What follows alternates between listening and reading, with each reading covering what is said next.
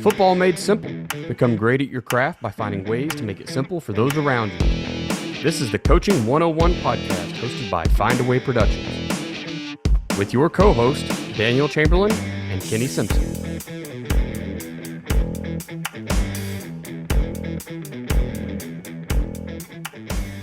What's up, coaches? This is the Coaching 101 podcast. I'm Daniel Chamberlain, co-host here with Kenny Simpson. Coach Simpson, did y'all get any snow the other day? No, we did not. We got like pelted with that nasty ice stuff because it's Arkansas weather is 35 and sleety. That's kind of what we get. No pretty snow, but frigid cold sleet. We what was that last Sunday? Yes, yeah.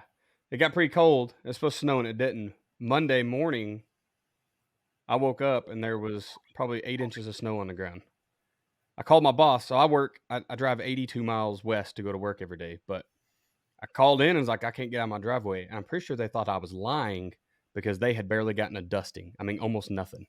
My friends that live 50 miles east of me, nothing. So we just have this weird section of Oklahoma that just got absolutely hammered. We ended up with about 12 inches of snow on the ground in one day, and it was 70 the day before, and it was 68 the day after. 12 inches. That's a good snow day because you're not stuck.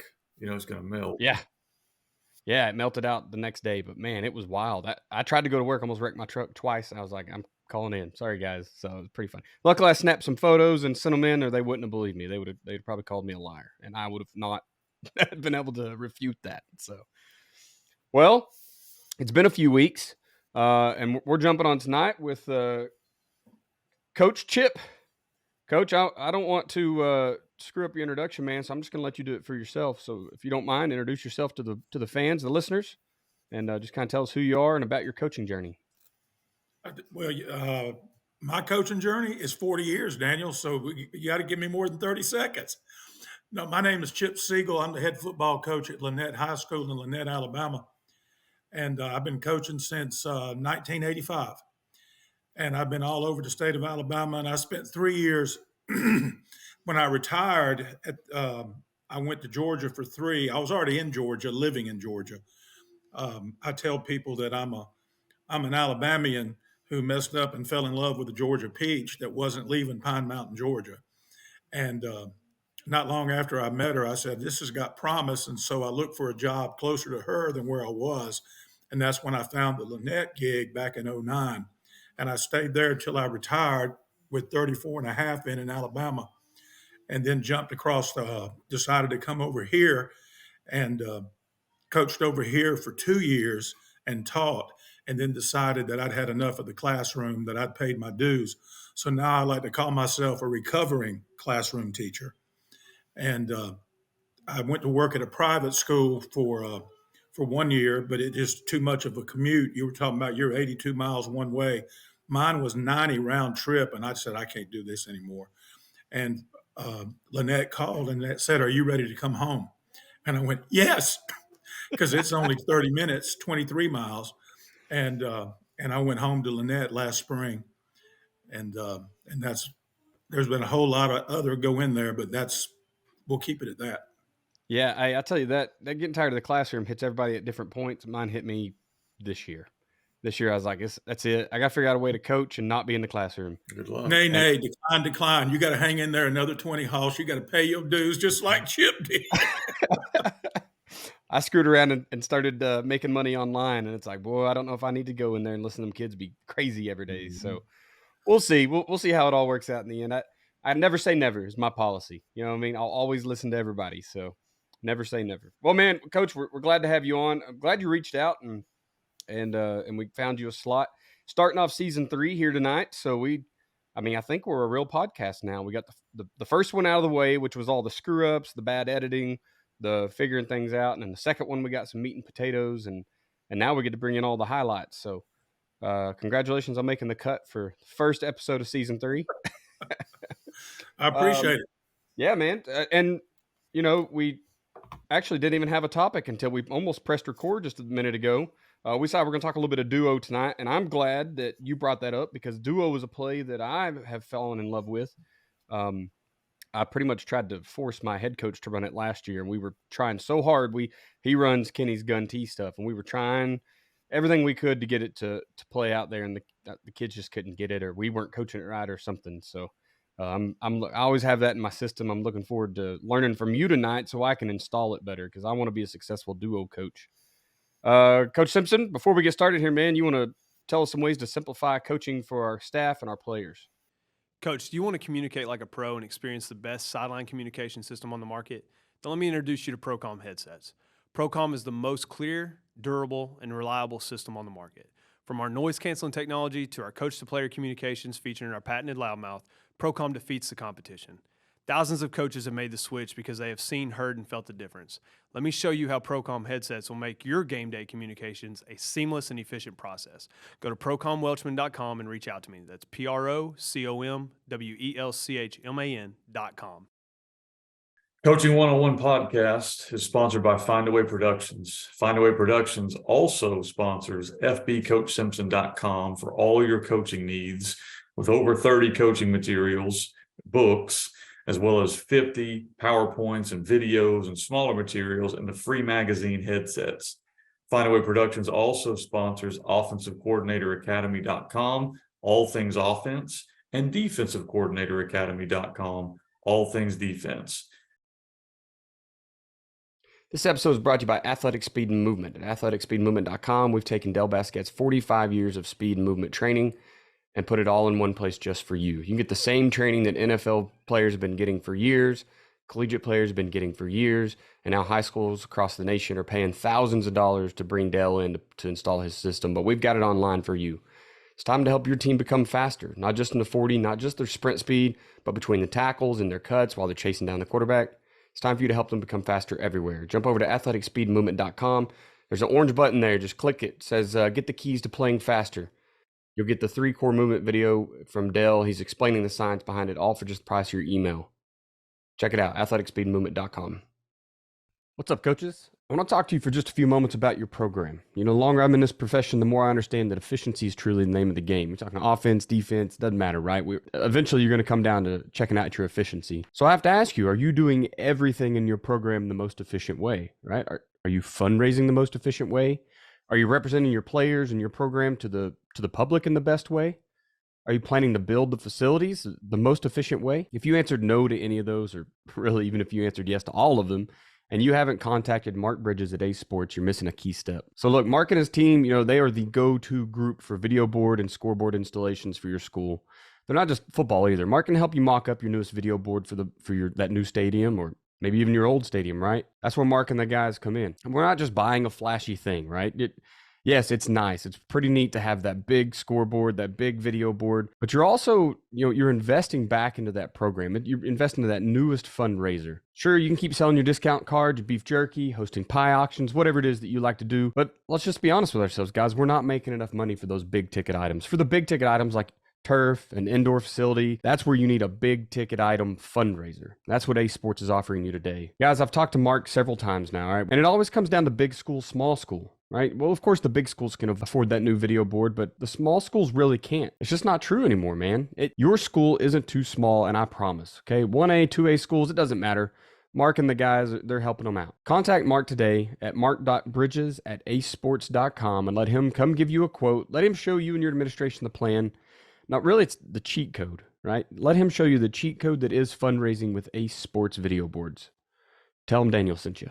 Appreciate that, Coach. Hope you guys heard the Welchman. Coach Welchman's doing his stuff with Procom now, and he's been a big supporter of the podcast, and we're trying to help and support him. So go back to that commercial, or if you skipped it, go back and listen to it anyway, and get his website and go check him out if you're needing anything in headsets. Coach Seagle, I understand that you have got some content out there as well, a content creator on your own. Kenny said you got a book and a YouTube page. So tell me about those real quick. Well, what happened is when I retired the first time, and I stayed at Lynette and just was working half days, just coaching before I jumped across the river.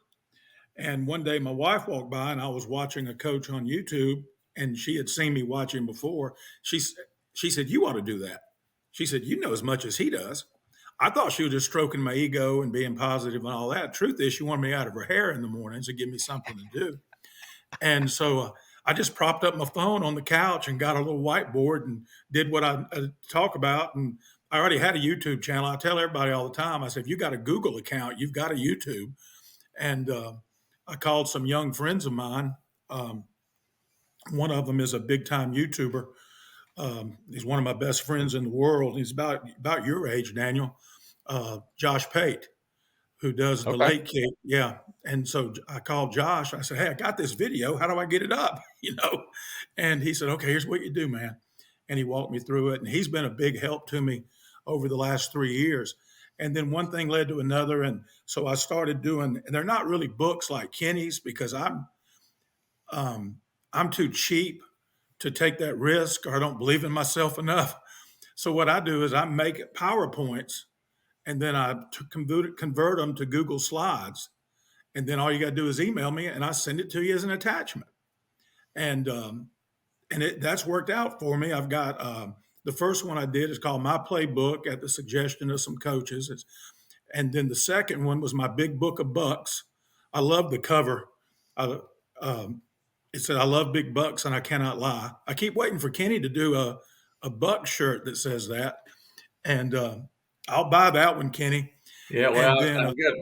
They wanted me to do Buck University, and it's called Buck U. And I was like, man, I might get in trouble if I start putting shirts out. yeah, So, yeah, Bunch of guys Buck- wearing Buck U shirts around their local high schools. Right. We're gonna be in that's for right. it. And that's true. And then the most recent one I did was on the gap down backer system that good book. is so near and dear to all of our hearts that I've been doing, I guess, since the 80s, 90s, since a young coach.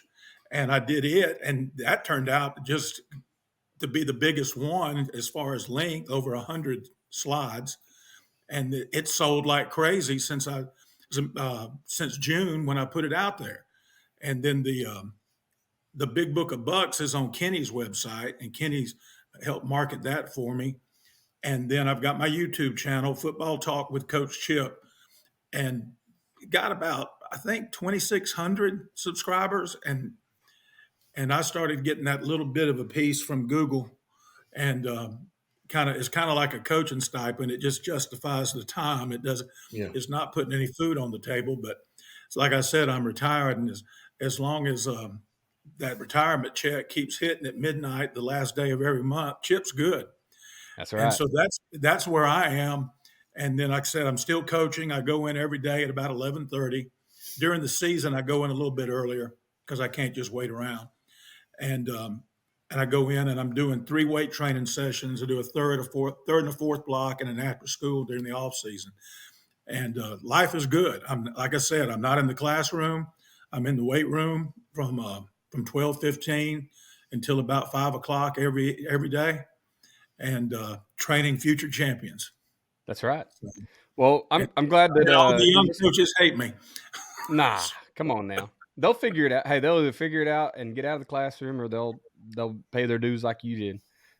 Super glad you listened to your wife and started something online, because there's so much content out there, but not all of it's good, Yes. And so it's good when people who have knowledge of football go out and teach other people, or give them a way to learn, because some coaches don't know how to learn still, and which is crazy to me, because quick Google search can give you about anything you need in football. But man, I'm appreciative that you took that leap and spend your time doing that.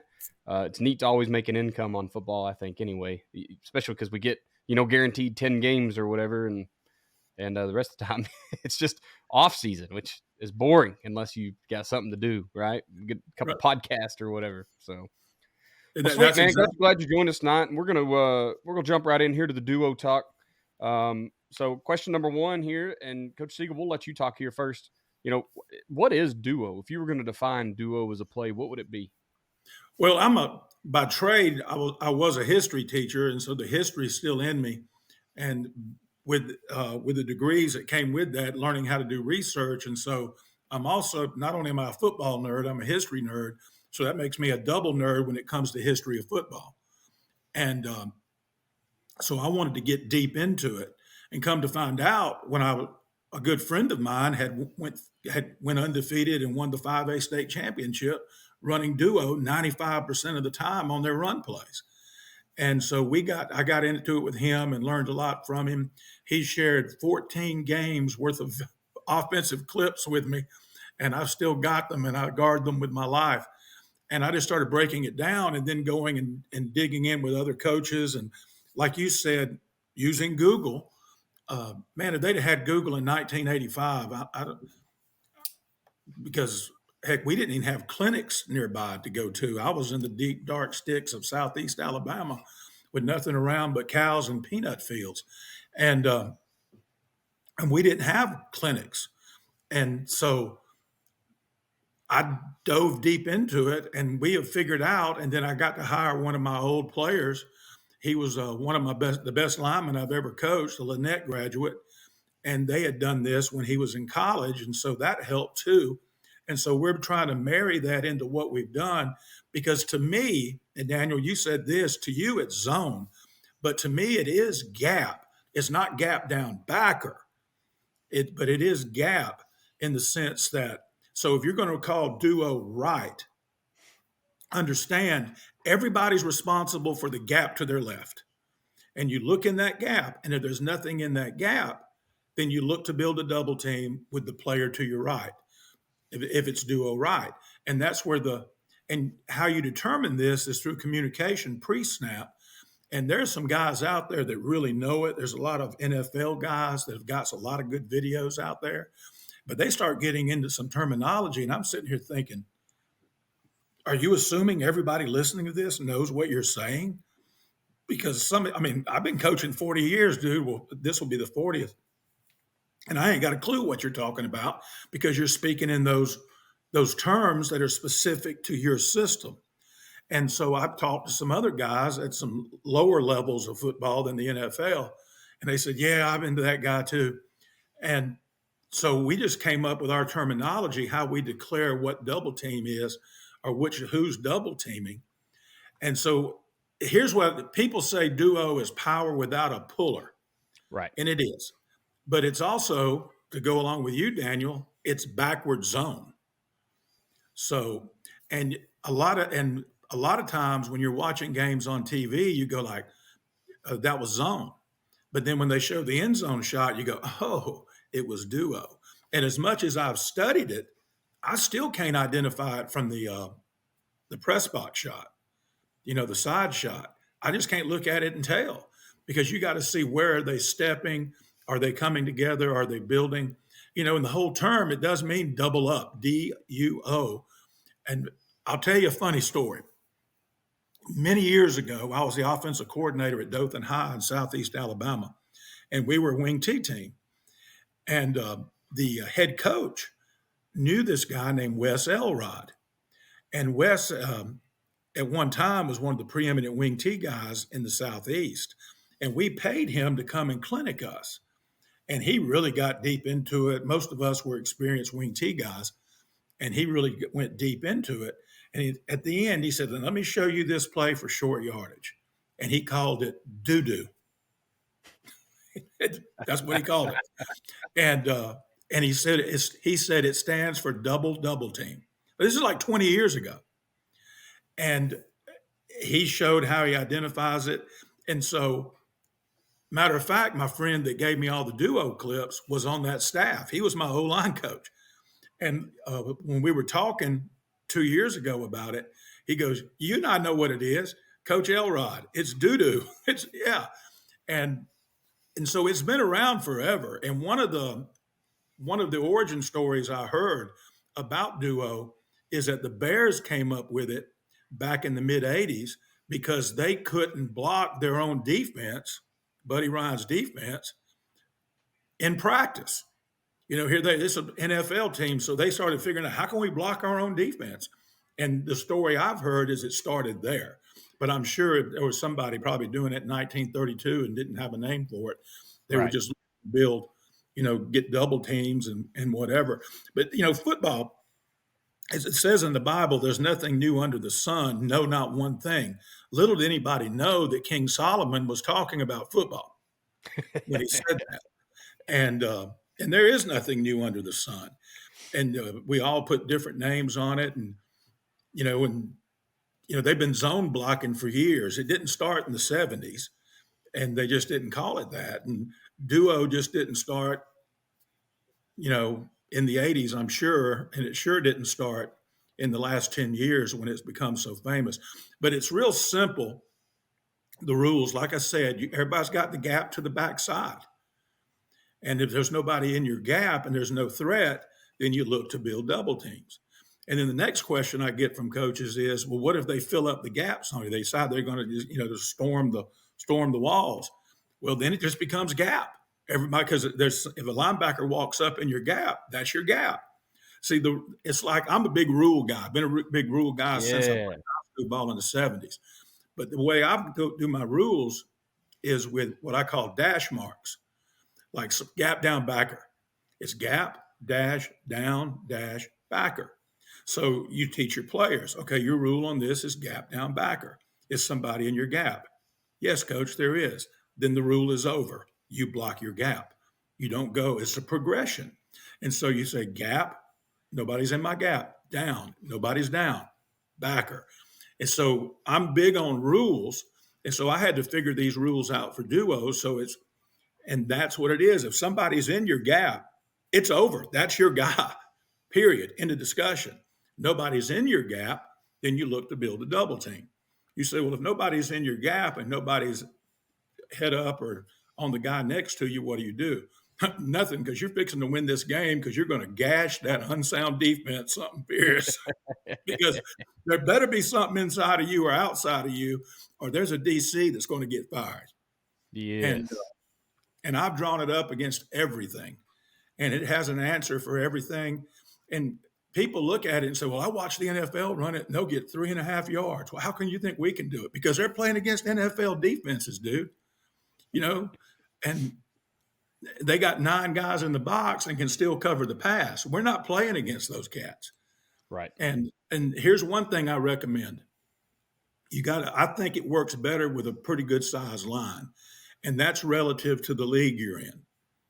And one of the reasons I think we're going to be successful doing it is because we're big. And you say, what are you going to do in 2 years when they cycle through? Well, because it's gap scheme, we can go right back to gap down backer, just with an easy tweak. It's much easier, I think, to go from gap down backer to duo and back to gap down backer than to go to true zone. Because I don't think duo is true zone. You're teaching the kids gap responsibilities. And it's very akin to the A-gap power, okay? And so I just think it's much easier transition to do those things like that. Absolutely. Kenny, I know that, you've I don't know how much duo gets ran over in Southside, Batesville, but how are you guys defining it? Are you using it at all? Do you take anything away from duo and try to put it back into your offense? When I was at Searcy, we ran a little bit of duo, a little bit of inside zone because they had been running that. I inherited, and we were big. Chip kind of mentioned. I think that's the big thing is if you're listening to the podcast and you're going, should I put this in? I think to run duo or zone, either one of them, you need to be relatively large up front, and you need to have a pretty talented running back because a lot of times you're giving that guy a lot of freedom.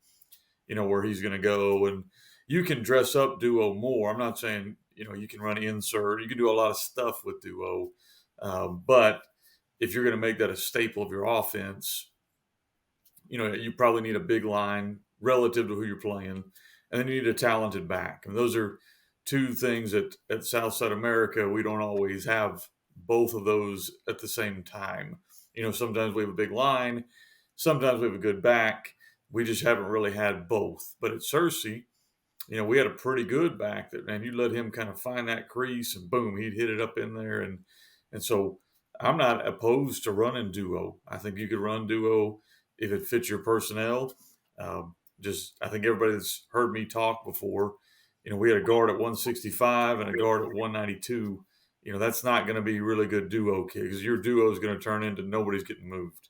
And so if we were going to run it, we would dress it up more. And I'm sure Chip may talk more about that on the next questions we've got queued up for them. Like, you're going to have to do some block back and wrap guys or insert guys. So, but I thought he did a great job explaining it, because it is a little different.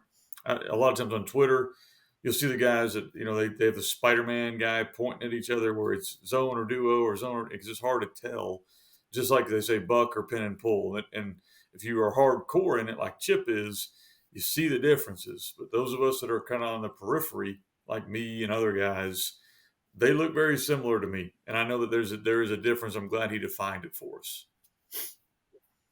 That's a very PhD level word there with the periphery. I like it, Coach. I'm on the Really. periphery. I'm not in the club to run duo yet till I get guards away over 190. Really elevating the podcast around. Yeah. Awesome. I think he's but periphery. Yeah. I love that the way you described it. It is gap scheme. I've heard both gap without the puller. I've heard inside zone backwards. And I think it is both. Oh, dang, man. I thought I invented that term. I thought I came up with that phrase. It's backward zone. Go ahead. Yeah, there you go. But so I think it is whatever you make it, man. And however you want to sell it to your kids. If you're a gap scheme team, then I think you sell it as gap scheme without a puller. If you're running inside zone and outside zone, and you're trying to just add another wrinkle. Right. Hey, baby, we're gonna inside zone, but you're not reading the nose or the whatever front side. You're just going straight to the backside linebacker. So I kind of think you can make it whatever it is. Biggest keys being double teams, as many double teams as possible. Right, we're working. A lot of people. I learned it from Coach Caduti down in Texas. That's where I first saw duo and kind of watched his stuff. And in fact, he had a video up, and I can't find it anymore, where he showed a bunch of his end zone clip from his practice, and he talked about pissing off his DC because he's like, it's inside run, and you keep running outside. And he's like, well, your linebacker keeps filling, and I'm going to run away from him because that's how the play works. And Coach Caduti, if you ever listen to this, my man, I need that video. I studied it. I probably watched it 100 times, and it vanished. So does Chip. I can't find it either. Caduti is the one that clinicked my buddy's staff over in Alabama before they won that 5A state championship. Not right before, like 2 years before. When they put duo in, it was Caduti. It was during the pandemic because they did everything on Zoom. Yeah. And and I've tried finding, but everything I find on him is a wide zone, outside zone. Maybe put it behind paywall or something, which is good for him. I mean, you're really good at something. They say if you're good at something, don't ever do it for free. So he's really? I missed the boat on that. He's a stud in that market. But he sure is. You're just watching him and the way that he was reading certain people. That's how we tried to install it, and we weren't good enough at Stillwell, coaches specifically. I'm the one that tried to wave the magic wand and install duo, and it didn't work so hot. But now we know what it is. Coach, why are you go ahead. Kenny's right, though, about the 165-pound guys. Yeah. Back in 2013, we made a deep run in the playoffs. And as a matter of fact, my O-line coach was a junior on that team in 2013. And people said, well, why do you run wing T? I said, because of the angles. God gave us angles for a reason. I don't think it's an accident that angles and angels are only separated by 2 letters being flipped. I think angles are from heaven. And if God gives you something, then by God, you use what God gave you. And so that's another reason why I like duo, is because you're using angles. You're staying square you're trying to get vertical push instead of horizontal push, but you're still angles there. And they asked me, they said, well, you got that big O line. And we had a big line that year, biggest one we'd had. And this year's line will surpass that line. And you got a big team. Why don't you run zone? Why don't you run, they didn't say this, but why don't you run that sexy stuff that we see on TV? And I said, because did you see the backup lineman? That's what's coming in 2 years. And unless they get one heck of a growth spurt between now and then, they're not going to be as big as these guys. And so I want some continuity and consistency, which is the reason why I said I like duo, because I can easily go back to gap down backer, because we're teaching them gap responsibility, and it's real easy. So, okay, now here's what we want you to do. Instead of this, we want you to block gap down. And that's what we're going to do. And that's why I love it so much. And that's why I love gap scheme. I don't understand these guys that I play against now. I play in a league where 250 kids in your school bumps you up a class. And, we got maybe 230. And, in Alabama, our schools are little. Kenny can tell you that. I live in Georgia.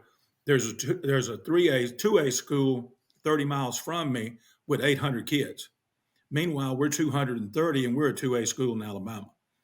And to go back and use the Bible again, somebody in Alabama misunderstood Jesus when he said, wherever 2 or 3 are gathered together in my name, there I shall be also. They thought he meant there I shall build a school. Because, we just don't, there are schools in Alabama playing football with 85 kids, not 85 boys, not 85 kids on the team, 85 students in the high school. Okay, those schools aren't allowed to exist in the state of Georgia. Yeah. There's counties in Georgia that don't even have schools. There's little bitty counties that get together and they share a school. And so we don't have those little schools in Georgia like we do in Alabama. And so we've got to do whatever we got to do because Chip doesn't believe in recruiting. And I'm going to play whatever mama drops off in the morning or whatever gets off that yellow cheese wagon. Now, if they want to move in, they can move in. But we're going to play what we've got. And I don't have any street agents out there doing my dirty work for me. We're going to play what we've got. And that's why I like this scheme. And I don't understand coaches in the same league that I'm in, that I'm preparing for every week, trying to run inside zone with Bubba and Buford's thick ankle son. And I just don't get it. Well, do something to I just mentioned this on one of my YouTubes. One of our prime objectives as coaches, besides developing, young people into good adults, is to put those kids in the best position to succeed, not to look smart to the people behind you who still think you're an idiot, coach. I don't know why you're trying to, I'm not talking to you two, I'm talking to some coach out there right now. You're trying to get affirmation from somebody that's going to go home and their post-game meal is going to be fricasseed coach. Okay? And they're going to chew you up and spit you out, no matter what you run. So why not run something that your kids can execute instead of something you see on Saturday and Sunday? Right. And I think, Kenny's done a really good job of marrying that to, with the gun tee because it gets that old school football, a lot of gap scheme, a lot of buck sweep, the old school offense, and then he's churched it up a little bit. He's prettied it up so the kids like to come out and play ball. That's something we deal with around here is kids will just quit playing to the point that administrations are telling them they can't use the old school offenses anymore. So, Coach, you kind of went into this, but, why is duo in your offense? So you talked about the O-line. You can always work back to gap. Is that kind of the main two reasons? Because the kid you have and the fact you can get back to gap scheme? That's it. And it's not the shiny new thing. I'm just always looking for things. And last year we did run more gap scheme with these kids, that traditional. And I just think that, dude, I'm telling you, our smallest lineman at a 2A school is going to be 235. That's the baby. That's okay, we're big. We're big up. up front. And I know. And I thought, well, where were these cats when we had all that skill a few years ago? And Can't have both. I'm not kidding. Can't have both. Well, we won our state championships, running something similar to Kenny. That's what attracted me to Kenny, his stuff. Is I said, wait a minute, I'm doing that. Oh, I'm not doing that, but I am now. That kind of thing. We're RPOing when very few people were at our level, and doing it out of gap scheme when people were telling me you can't RPO out of gap scheme. I said, why not? I said, first off, they figured out zone scheme in the sense that backside inside linebacker is going to slow play that thing, waiting for the cutback, and it's going to mess up your backside read on the RPO. But if you do it out of power or you do it out of buck, and that guard pulls, that backside linebacker, what's he been taught? He sees, man, that's like throwing meat to a starving dog, man. He's breaking off, chasing that thing. We won a game one of the years I was here in Georgia for no other reason except that backside RPO to number 2, because they were killing us on run throughs when we'd pull our guard on power. When they see him pull, that backer would come flying through. And I said, I know we're trying to run the clock out. I said, but we're fixing to punt this thing if we don't do something. And so I gave the quarterback the signal to read it. And we did that 3 times in a row. And that put an end to that mess. And because that linebacker is looking over there at his coach going like, Coach, I'm taking off. And they just throwing it where I came from. And I firmly believe no one, not even Joe Pendry or Trickett or any other great O-line coach can convince me different that gap scheme is superior on RPO to zone scheme. Because if they say different, I'm going to say you ain't never coached high school football, and it shows. Because when those guards pull, those linebackers are friggin' gone. Fly, don't they? And if they're not, you're fixing to gash their natural-born butt on the front side. Yeah. Coach Simpson, I know you kind of talked about duo not so much in your playbook. So you said you ran it at Searcy. Is it just a good transition from zone into a gap mentality, or what did you use it for? Yeah, first of all, I woke up once he started talking about Buck and RPOs. So I kind of dozed for a little bit there. Then Chip started talking about RPOs with Buck. I'm now firmly in this conversation. But no, we had been running zone at Searcy. They had been a spread team before I took the job. So those kids kind of knew that world. There were some good things. I really did enjoy kind of doing that. And I taught zone when I was in Alabama. When I was in Montgomery, we ran a lot of zone. I think duo is a good kind of starting point for a lot of offensive line, because you can also set your passing game off of that, like your quick pass drops. You can kind of set your protection off of that kind of slide protection look. And so there's some good things that I think even if you weren't going to major in duo, having it around would be good for. We've just, simply because of personnel issues here, haven't been able to do a lot of it. But I think Chip's done a good job kind of talking about all the different ways you'd use it. And the next two questions you got here, when we run it, we're going to dress it up. And I know that's what you're kind of heading towards, Daniel, of, okay, we're going to run duo, but maybe you're not as good at it. How are you going to kind of make it work for you? At Searcy, we kind of had to do different things. We weren't dominant up front. So we had to kind of get into, all right, we're going to run duo, but we're also going to run like an insert or duo with a wrap, just some different things in that world. So I know that's kind of where you're going, so I don't want to steal your thunder. Yeah. Now, so, first I want to talk about, the reason I like duo is just, number one, you're automatically getting all them double teams, right? You're not worried about, I guess you still got the covered, uncovered of the zone world. But I don't really, when I coach duo, I don't coach it where I'm really trying to get second level. I really want to just, let's fire off the ball, let's double up and take care of level 1 and let the back worry about level 2. And so I think it gives you another look, a lot like gap scheme. You kind of, everything outside the kick man, I don't care, right? Because cool, hang out there. We're going to go over here. And I kind of feel like it's the same thing. Whoa. What did you just say? I said everybody outside the kick man, that's fine. Yeah. You're my best friend. I've been saying for years, somebody said, who's going to get that guy? I said, he's outside the kick. Frig him and feed him fish heads, man. We don't care. He's outside the kick. I'm sorry. But when you said that, right. So I think with all these double teams, and we know we're going to, use some type of a tight end or either some type of additional surface to push those D ends or that outside backer out of the way. And so I just think it lets you run in the box against whatever. You need 6 guys in there. You don't need, 7 or 8 guys on the line of scrimmage. You can shrink the box, spread them out, and it gives you a way to get vertical push inside. Once again, I'm still not the world's best coach. I still tried to run this with linemen that probably didn't fit the bill because I thought X's and O's mattered more the year that I was installing that, which was literally last year.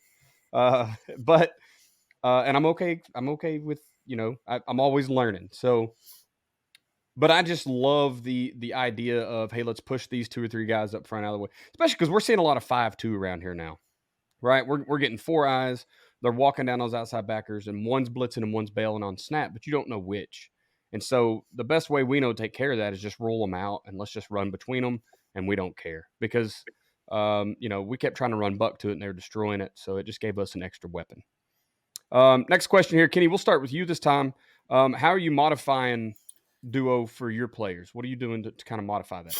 Well, again, I got to go back a couple of years because it's been a little bit, but I'm big on like the insert stuff off of duo, where if you can run duo and also gain of course, we run a tight end wing. So for us, how many ways can I get that kid to insert through? And then, if you've got a smaller player, like even at Cersei, we had a smaller, or we actually had some pretty athletic kids. And so I was really big on, instead of getting like, Chip talked about block the first guy to your left or get the double team, we would teach like block the first guy to your left or wrap. And so you'd end up with a whole lot of like almost double wraps, which made it really clean for our back to know where to go to. Because Daniel, you mentioned double teaming and not worrying about the second level. Well, that works if you got Chip's O-line, where like your double team is moving guys into the laps of the linebackers. That does not work if they're stalemating you at the line of scrimmage and then the linebacker hits you in the backfield. So for us, we had to kind of modify it either by inserting a guy to get there, and that could be an H-back, whatever, or by kind of pinning and pulling, wrapping. Like we're just going to wrap one gap over. So, if you have a 3 technique, we're going to block back on him with a guard and let the tackle wrap through there. So kind of like a fold. Kind right? of a a fold, fold. fold, more of a fold than a wrap. And then we'd also kind of dress it up with some kicks. We'd bring that wing back all the way across, and we'd fold the tackle underneath, and then we'd, kick that D in. And so that kind of got more into my world and kind of got more into what we could do well with it. But it all started off the base, and Chip's brought that up multiple times here of teaching the rule. And once you know the rule, then we can give you some modifications to kind of help you with it. And I would suggest if you're going to run duo and that's going to be your thing, you probably need multiple ways to dress it up, whether that's an insert, whether that's a fold, whether that's a kick, whatever that's going to be, ways you're going to dress that up. Because I don't think you just line up unless you're just completely dominant and just say we're going to double team and just knock everybody back. Because at some point, you're going to run up against a team that's as big as you are. And so what are you going to do to those teams? Yeah. You talked about the fold block, and we tried something like that at Stillwell. We had a few different rules for them to make it happen because, Chip, you mentioned angles earlier. Those 4 eyes, or a 4, I guess, if it's your job to get underneath him as a tackle, but you can't, you better have an answer, right? And so whether it's a tight end coming down and then like, Kenny, you're talking about the fold, there's just a lot of problem solving. So you better have a lot of rules, not a lot of rules. You better have a few rules that take care of everything, right? And, yes. Have a modification for when that DC's he's coaching too, right? He gets to game plan you. So, Chip, so how are you modifying duo for your players? You talked about big line, small line. What are you doing years that you don't have the perfect kid? Well, we got the ability to do what Kenny's talking about by making calls. Like, for instance, against a 3 and a 1, we can just block back with the center and wrap the backside guard. And Kenny knows that as my gut, his belly. And then we've got other things we do with that H, inserting him and letting him find that bubble. Somebody said, well, where's he go? I said, I don't know. Where's the bubble? I'll tell you a real quick story about how we overcomplicate things as football coaches. This guy hired me because I'd been running the offense he wanted to run. And so we go in there, and then he gives me the playbook as the head coach. And I look at it, and I tell you no lie when I tell you all this, there were 8 different lead plays. And I said, Coach, there's 8 lead plays. He goes, oh, yeah, you got to have, there's one for every gap. He said, what have y'all been doing? And I said, lead left, lead right. And he said, well, how do they know where to go? I said, to the bubble, the first bubble to the play side. If you're running it against a 3 and a 1 and you run weak to the one side, then the lead hits B gap. If you're running it to the 3 technique side, then the lead hits the A gap. You run to the bubble, coach. And so once you teach the kids the rules, and so the H will wrap into that bubble. Right.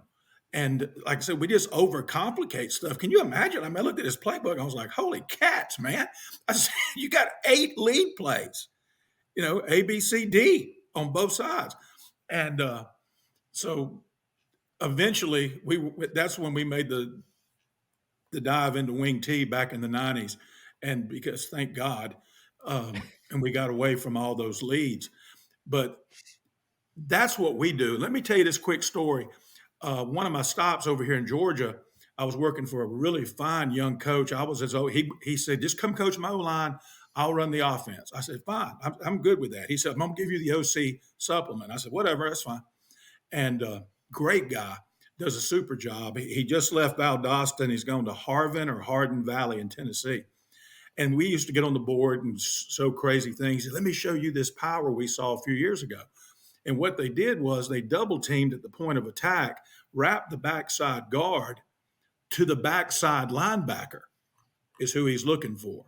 And I said, well, who gets to play side linebacker? He said, nobody. Wherever he fits, the running back goes opposite. So if he fits A, and he said, we teach these guys to stay on the double team.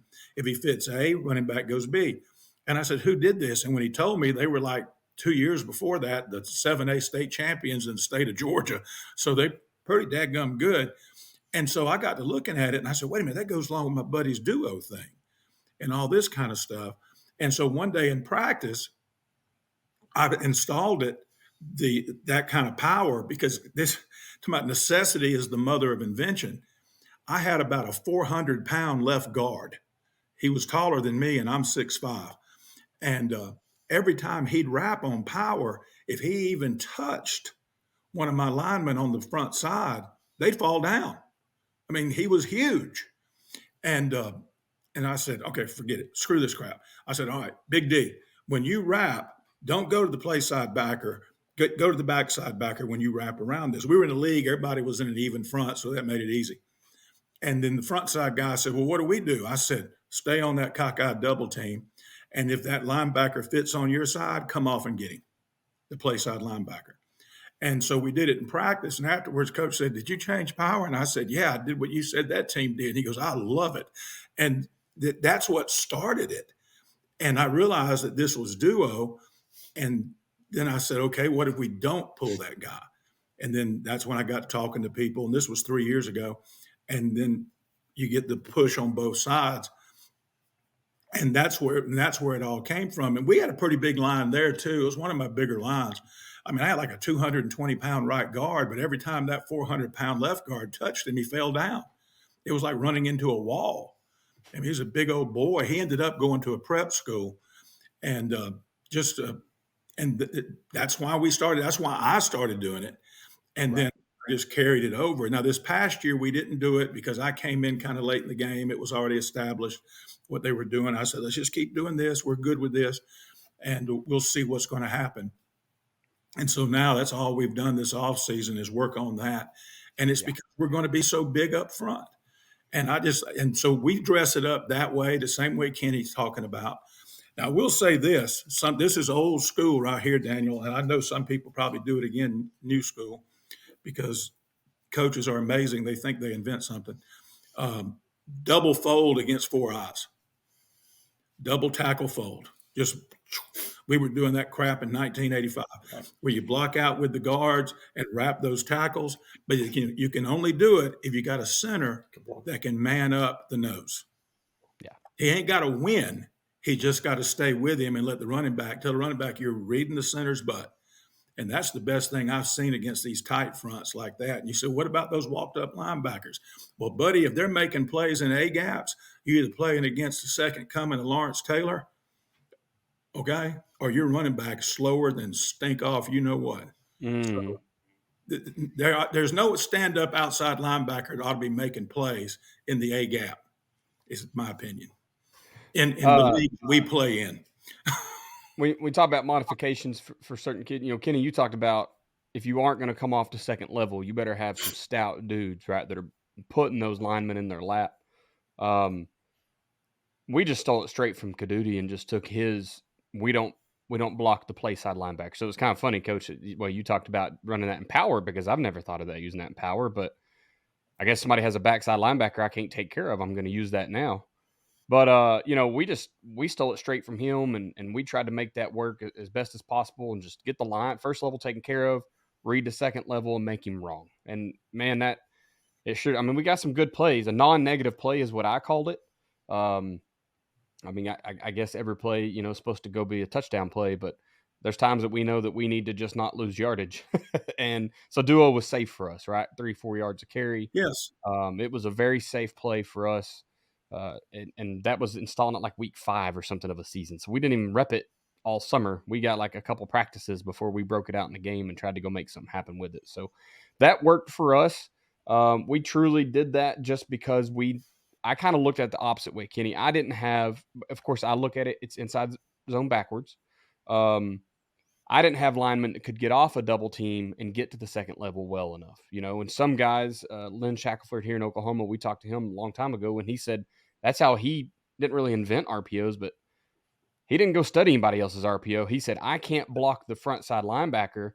I'm going to put a route behind him and try to hit him if you know what I mean? If he's going to come fit right now, great. I'm just going to read him and throw a pass. And so he, in his own way, kind of created that RPO for his team. And it was the only one they ran for a long time. And so we basically just made a run option on that same guy. Like, we're going to treat it like inside zone backwards. Like I said earlier, taking away those front reads. We know we're sticking it backside right now. And kind of like you said, man, you're going B gap.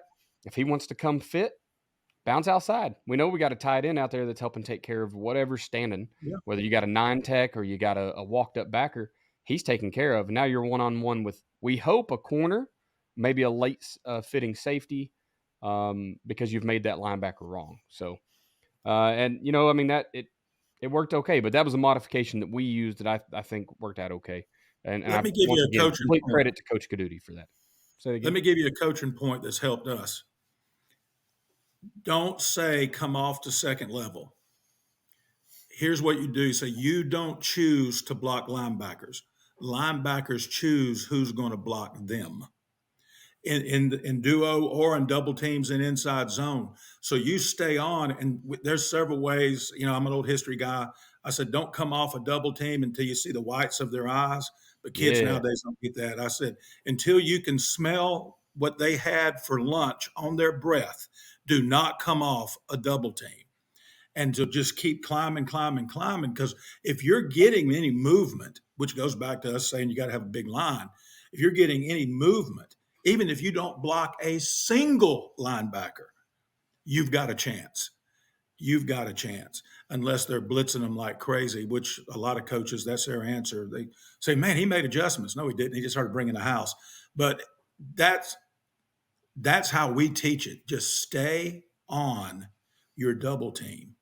And if you don't get a linebacker, you don't get a linebacker. And if he stays flat, then we're winning anyway. Because if he initiates contact at 3 yards past the line of scrimmage, we're going to fall forward 4 yards. And last time I checked, 3 times 4 is 12, and 12 are greater than 10. 12 are. First down. Last question here, and my question is kind of what's your off play. So the actual question is, what do you marry it up to in your scheme? So if someone does find a way to shut down duo, what's your counter? What's your other way play? Well, we're going to run buck. We're going to run buck, and when you can come to my funeral to make sure. But that's the only time you're going to see me not running buck is when I'm gone from this world. We're going to run buck, and we're going to run counter, and we're going to run power. And we're going to make the power look just like what I just told you. It's going to look like duo, and we're going to wrap that dude and all that. And that's what we're going to do. And of course, I kind of became semi-famous on my YouTube for the Jets because we had just come off a great run of having a bunch of jetters. And this year, I don't know that we've got those guys, but there's always jet. And of course, I love what I call play action screens. And especially if you don't have a quarterback that can really spin it, but he can throw a screen out there where you fake buck or fake duo or fake whatever your base run play is, and then you whip that joker out there on that screen, and that becomes your wide game now. And so, and that's what we're going to, that's my fallback plan. One of those things don't get you, we'll just tip our hat to you, shake your hand, I'll see you next year. Yeah, for sure. Kenny, what did you like to run with it down there at CRC when you was there? Man, we did a lot of we're inserting that H and we're bringing them across and we're doing different things with them. And I think the play action RPO game is kind of what I really enjoyed off it. We still will run kind of boot type passes off of it, and we'll still run RPOs that we kind of learn from that world. So that was big for us. Coach mentioned the screen game's good off of that too. There's a lot of different things you can do.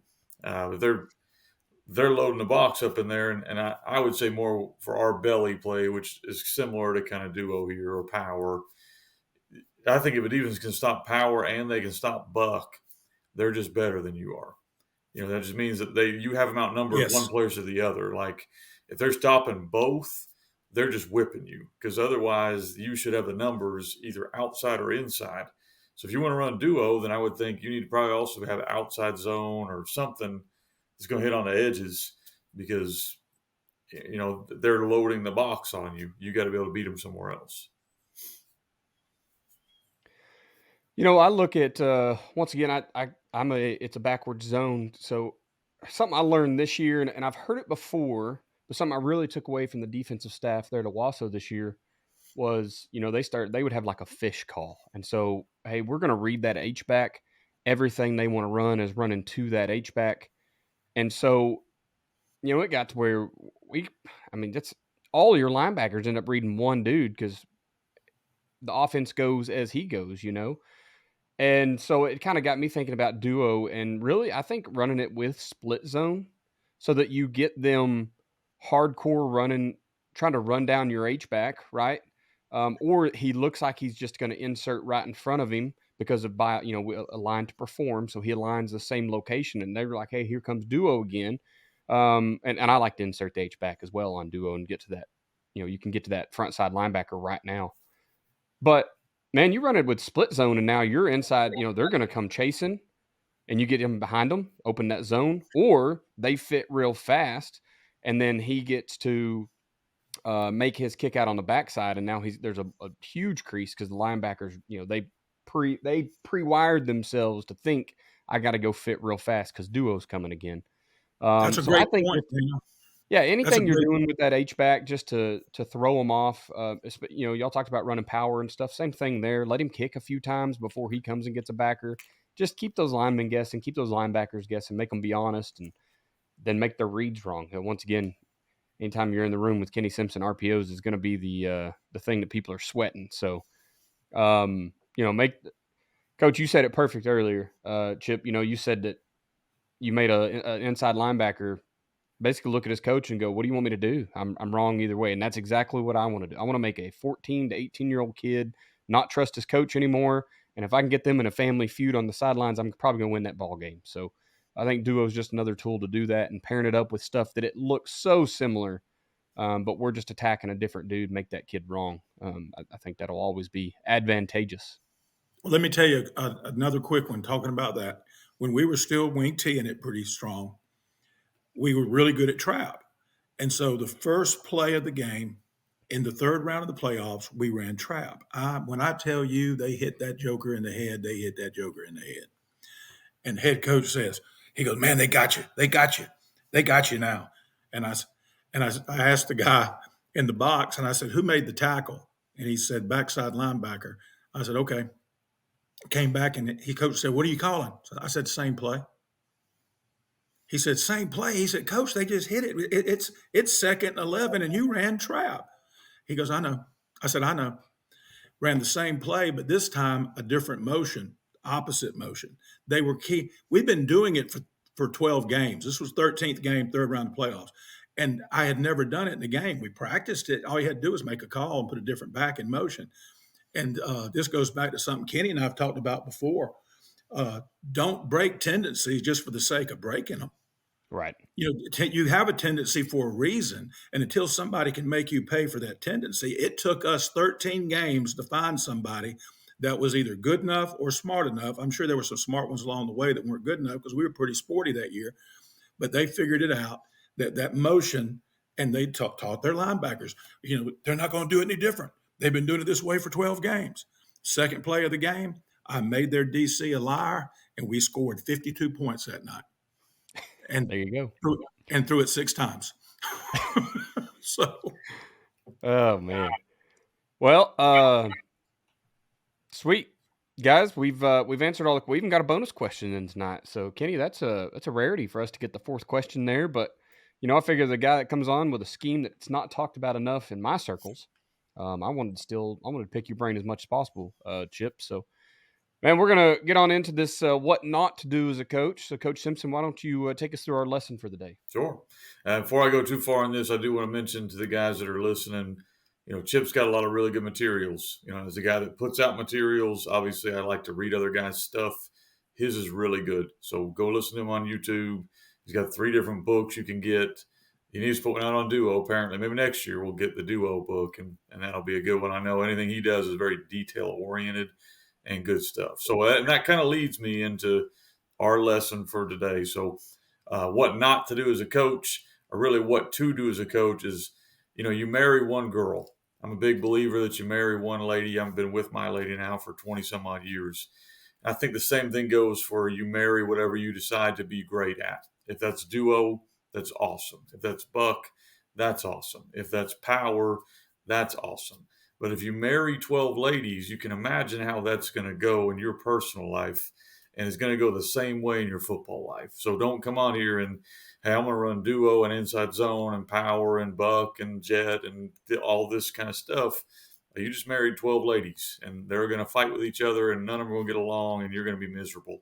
Instead, marry the one that's going to make you the most happy. And I think that you got to figure out what that is.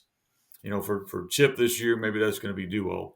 For us this year, that's probably going to be buck. But each year you got to find what makes you great, and then you have things you add to it. But you always have the thing that you're known for. Because in my mind, I want to make the defense stop what I'm great at and just be decent at other stuff. If I'm just really great at one thing, I just have to not really suck at the other stuff we run. But if I'm average at everything, then you don't really know what you're going to go to. So that's a lesson for today. Absolutely, I like it, man. Marry one time. I'm in there. Sweet. Before we jump out, one last time, I want to mention our Procom rep, the guy that's selling to Kenny over in Batesville or Southside. Sorry, It's fun. In my head, you're the south side of Batesville, but I always forget it's an actual town. So there you go.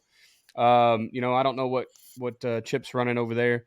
To be honest, I don't know what Owasso used this year either. But if I go somewhere, I'm gonna call Coach Welchman, give him an email. Or you can just go over to his website today at procomwelchman.com. That's PROCOMWELCHMAN.com. And that's how you can make contact with him and get everything you need to know about the Procom headsets. They got their loudmouth. They've got a lot of good things going on, high quality. It's not the place to go for timers and clocks and buzzers and beepers, and that's not them. He told me he's adamant about selling the fact that Procom's going to sell headsets. So if you're in the need of headsets, you're wanting to make a switch, you don't like what you got, maybe you do like it and you just want to look for something better value, jump over to procomwelchman.com. Sweet. Before we start too, Daniel, I want to make sure, as you mentioned headsets, we got 3 dudes on here that are writing for headsets, including Daniel, who wrote his first article on the military. Chip, who's been first article. That's right. And Chip's been a regular contributor with lots of great stuff. Look for this month's coming out. It's going to be a really good episode. The first issue was awesome. So be sure to check out. It's fbcoachsimpson.com/headsets. Hey, I'm going to let you know I'm absolutely addicted to that. I already started writing my leadership series. Guys, I'm starting my 5th year in coaching, and I don't have as much X's and O's as y'all do. But what I do have is a crap ton of leadership experience and how to develop it and how to sell it and get buy-in. And I'm like the culture guy, I guess, weirdly enough. And it's the way that I got kind of my feet wet in coaching. And so that's what I'm going to run. So if you guys are looking for a way to teach leadership, pick up Kenny's headsets. It's going to be free. I'm going to write I think he's got, 5 more volumes or 5 more issues this volume. And so that's what they will all be. So man, please, absolutely. And go back and read them and let us know what you think. Shoot us some messages. Let's talk about the headset stuff too. Awesome. Social media. Chip, if somebody want to reach out to you tomorrow and ask you about Duo or anything else, where can they reach you at? I am at Chip Seagle, ChipSeagle, S Eagle, like you spell bald eagle, S Eagle, on Twitter /X. Guys, if I live another 61 years, I'll still be calling it Twitter. I can't, it's just stuck in my head. But that's just what, and I'm there, and I'm Seagle.chip, SEAGLE.chip@gmail.com. I've got a saying that I say on my YouTubes all the time. If I got it and you ain't, it's because you ain't asked. There you go. And because, well, I learned it from somebody else. And my genius is I steal from people smarter than me. So Keep a good circle, right? Kenny, where can we find you at, boss? All things FB Coach Simpson. So at FB Coach Simpson on Twitter. A lot of Facebook groups you can go to. Both all the academies, offensive, defensive, head coach academy groups, Shotgun Wing T group on Facebook. Website is fbcoachsimpson.com. And then my email is fbcoachsimpson@gmail.com. Perfect. You can find me on Twitter/X at Coach Chambo. Okay, feel free to DM there. I'm all in on Sooner softball right now, so you're going to be seeing. I just started doing the scoregami there, so you're going to find a whole bunch of stats and stuff you don't care about. Probably that's okay. I'm a numbers dude. It just makes me excited to know that something's happened for the 130th time or whatever. I'm just weird with numbers. I love it. speaking of that, welcome to the league. 835. Hey, I'm excited. 835 shutouts, I think, is what OU put up today. Was their 835th shutout of all time. So, Wow. And SEC balls. Hey, y'all better get ready. Them Sooner ladies don't mess around. They're coming for you. I've been watching them. You can email me at chamberlainfootballconsulting@. Is that right? chamberlainfootballconsulting@gmail.com. Yeah, I think that's right. Shoot it if I don't get back to you. That was wrong. I don't know. Podcast is at Coaching 101 Pod. I want to thank you for being a listener to the Coaching 101 podcast. I hope you join us next week. Continue to make the complex more simple. Please consider subscribing to the show so you always know when the new episodes are coming out. Chip, I don't know if I got to say it yet, man. Thank you so much for joining us tonight. Absolutely love talking a little ball with a new face. It's man, thanks for gracing us with your presence. It's been wonderful, and we're definitely going to have you back on. So thank you so much. Well, thank you. I haven't been told I had a new face in a long time. There you go. We'll leave you with this. It's hard to beat someone who never gives up. No matter the situation, find a way.